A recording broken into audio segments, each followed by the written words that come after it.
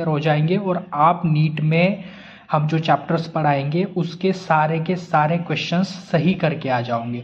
सो देखिए ये सारे चैप्टर्स के शॉर्ट नोट्स बने हैं हमारे पास, हम वन बाय वन करके आपको सारे एक्सप्लेन करेंगे। So today we are going to discuss the first chapter of human physiology, that is breathing and exchange of gases. So चलिए स्टार्ट करते हैं।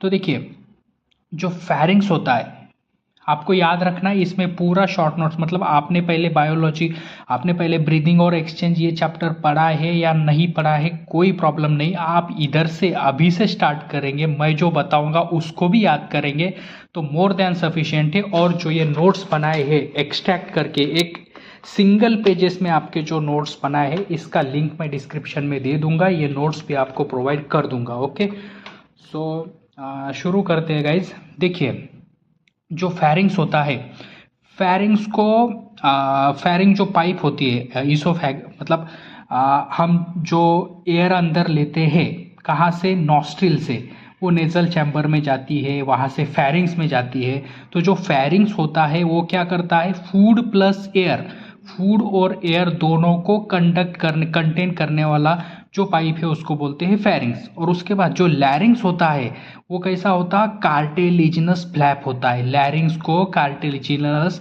फ्लैप होता है और लैरिंग्स को ही साउंड बॉक्स बोलेंगे। ये क्वेश्चन आ सकता है, साउंड बॉक्स किसको बोलते हैं, तो लैरिंग्स को साउंड बॉक्स बोलते हैं। तो जैसे एयर, जैसे हम रेस्पिरेशंस करते हैं तो एयर कहाँ से लेके कहाँ तक जाती है वो दिया हुआ है। तो देखिए नॉस्ट्रिल जो हमारी एक्सटर्नल जहाँ से नोज की ओपनिंग होती है उसको नॉस्ट्रिल बोलते हैं हम।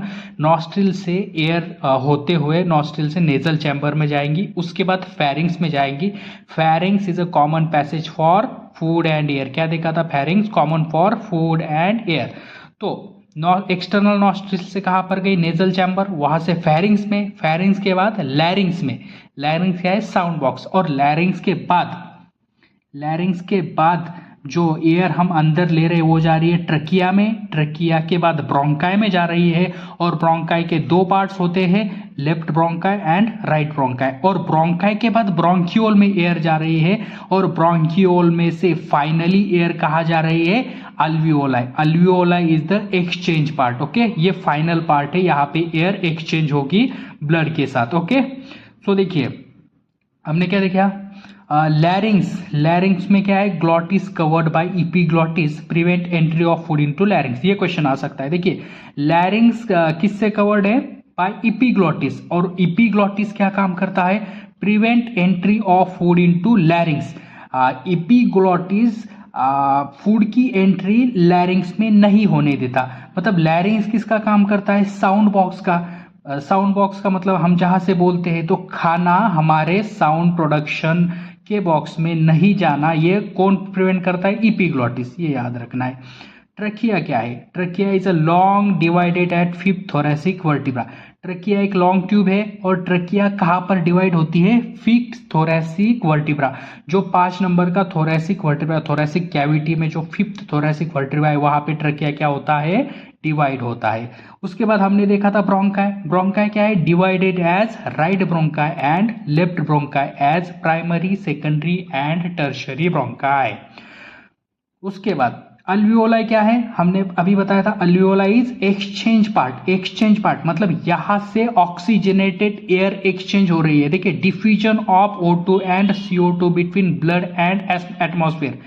अल्वियोलाई में एक्सटर्नल नॉस्ट्रिल से अल्वियोलाई में एयर आ रही है और अल्वियोलाई क्या कर रहा है, एक्सचेंज कर रहा है। एक्सचेंज और किस प्रोसेस से कर रहा है, डिफ्यूजन से कर रहा है। डिफ्यूजन मतलब यहाँ पे एनर्जी की रिक्वायरमेंट नहीं होगी, डिफ्यूजन से कर रहा है, किस, ऑक्सीजन और CO2 का एक्सचेंज कर रहा है। कहाँ पे, ब्लड और एटमॉस्फेयर। एटमॉस्फेयर से एयर आ रही है और ब्लड में ऑक्सीजनेटेड एयर जा रही है। ओके और ब्लड से कार्बन डीऑक्सीजनेटेड जो एयर है वो इसमें आ रही है अल्वियोलाई में। ठीक है चलो, ब्रोंकाई, ब्रोंकियोल एंड अल्वियोलाई, ये जो 3 पार्ट है लंग्स के, ब्रोंकाई, ब्रोंकियोल एंड अल्वियोलाई, ये इसके 2 लेयर्स होते हैं। ये तीनों मिला के लंग्स बनाता है। लंग्स कौन तीनों मिला के बनाते हैं ब्रोंकाई, ब्रोंकियोलाई एंड अल्वियोलाई। अब ये लंग्स के दो लेयर होते हैं, एक आउटर लेयर और उसको बोलते हैं आउटर प्लूरा, इनर लेयर उसको बोलेंगे इनर प्लूरा। तो outer layer is connected to thoracic cavity and inner pleura is connected to lungs. Okay, pleura जो होता है, जो प्लूरा मतलब लेयर, दो जो लेयर होती है ना, वो लेयर में जो फ्लूइड होता है उसको बोलेंगे प्लूरल फ्लूइड। जो दो लेयर होती है लंग्स की, outer pleura and inner pleura, तो उस प्लूरा में जो फ्लूइड होता है उसको बोलते हैं प्लूरल फ्लूइड।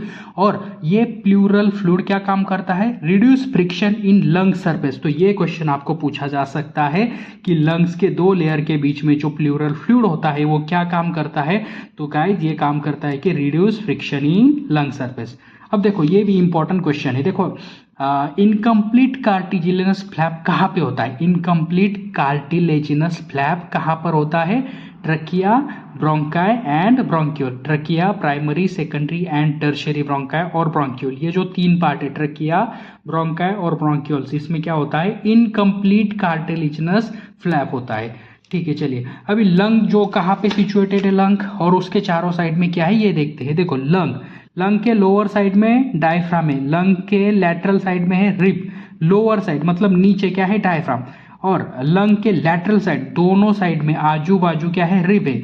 डॉर्सल मतलब पीछे की साइड में क्या है? लंग के वर्टिब्रल कॉलम।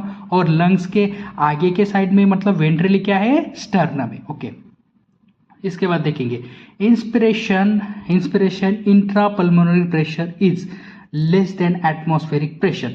इंस्पिरेशन क्यों होता है? इंस्पिरेशन मतलब एयर को अंदर लेना। क्यों होता है? किसके कारण होता है? इंट्रापल्मोनरी प्रेशर इज लेस, मतलब हमारे लंग्स में जो पल्मोनरी प्रेशर होता है वो कम होता है और बाहर का एटमॉस्फेरिक प्रेशर ज्यादा होता है, इसलिए हम इंस्पायर कर पाते हैं। मतलब बाहर का मतलब हाई टू लो, ऑक्सीजन कैसा फ्लो होगा? High to low. एटमॉस्फेयर में ऑक्सीजन ज्यादा है और इंट्रापल्मोनरी प्रेशर कम जब होता है तब क्या होता है? ऑक्सीजन बाहर से अंदर आती है और उसको बोलेंगे इंस्पिरेशन। और एक्सपायरेशन मतलब कार्बन डाइऑक्साइड को बाहर छोड़ना। ये कब होगा? जब हमारा लंग्स के अंदर का इंट्रापल्मोनरी प्रेशर हायर होगा एटमॉस्फेरिक प्रेशर से, मतलब लंग्स के अंदर हायर प्रेशर होगा और बाहर लोअर प्रेशर होगा। ऐसी सिचुएशन जब होगी तब क्या होगा? एक्सपायरेशन होगा, हमारे लंग्स से एयर बाहर जाए। चलिए एक्सपायरेशन भी देख लिया। इसके बाद इंस्पिरेशन की प्रोसेस कैसे होती है? प्रोसेस फर्स्ट ऑफ ऑल क्या होता है? इंस्पिरेशन जब होता है तब